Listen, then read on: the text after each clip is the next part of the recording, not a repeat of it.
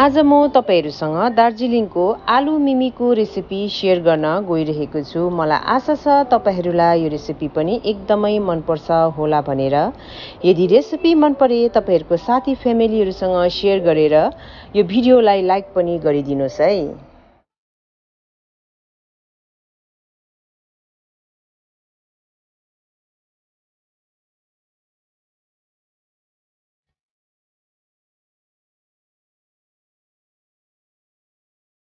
नमस्ते, म छितेन तपाईहरुलाई स्वागत गर्छु मेरो च्यानलमा।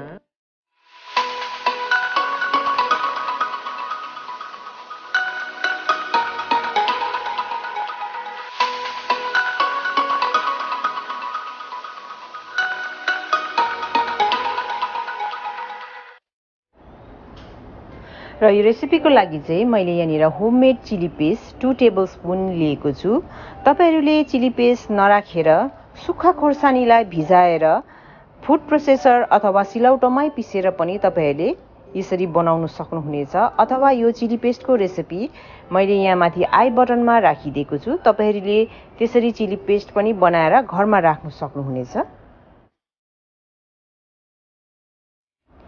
सँगसँगै 1 टीस्पुन चाहिँ मैले यहाँनिर चिली पाउडर लिएको छु।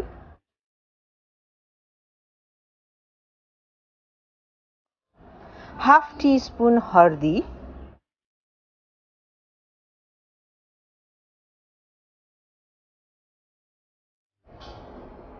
नुन तपाईहरुको स्वाद अनुसार,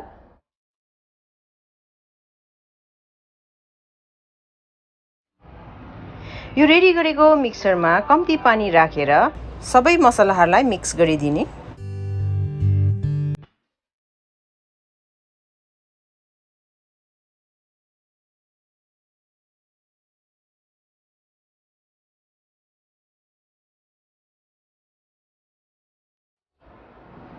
तातो कराईमा 2 टेबलस्पुन तोरीको तेल राख्ने।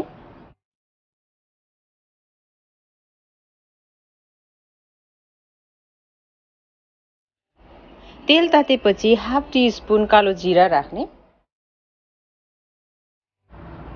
सँगसँगै यो मिक्सरलाई पनि एड गरिदिने।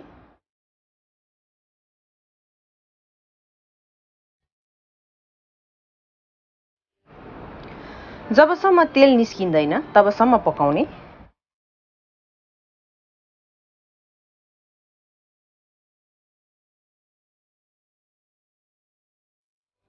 र जब यसरी तेल छुटिन थाल्छ तब चाहिँ त्यसमा आलु एड गर्न पर्छ। यहाँनिर मैले आलु चाहिँ 4 वटा मिडियम साइजको लिएको छु र यसलाई मसिनो काट्ने मैले यहाँनिर भिडियोमा देखाएको जस्तै गरेर।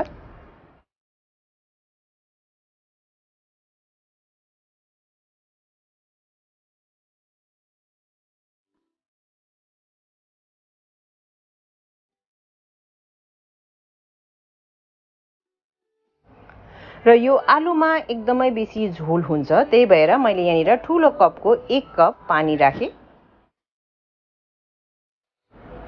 स्ट्रीट लुक दिनको लागि मैले यहाँनिर अलिकति ऑरेंज फूड कलर एड गरे। यो तपाईले राख्न पनि सक्नुहुन्छ, नराख्दा पनि हुन्छ। अब एकपल्ट राम्रोसँगले चलाएर यो कलरलाई मिक्स गरिदिने।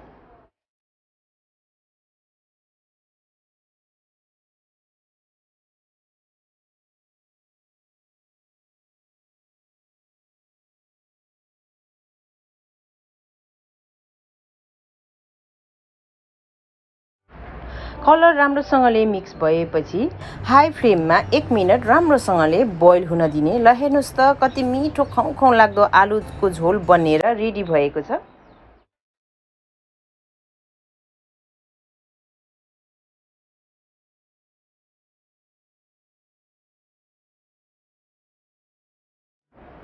आलु मिमीको लागि आलु रेडी छ। अब ग्यासलाई अफ गर्ने।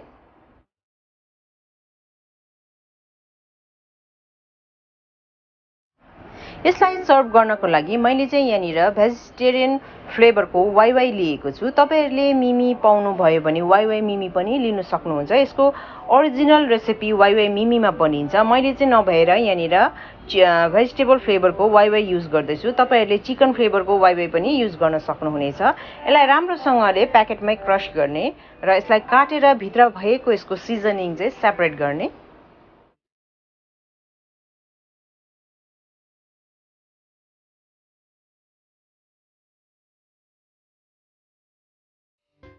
मैले यो आलु मिमीलाई भिडियोमा 3 प्रकारले सर्भ गरेर देखाएको छु। तपाईहरुलाई जुन चाहिँ तपाईहरुको फेभरेट हुन्छ त्यसरी नै सर्भ गरेर इन्जोय गर्न सक्नुहुनेछ।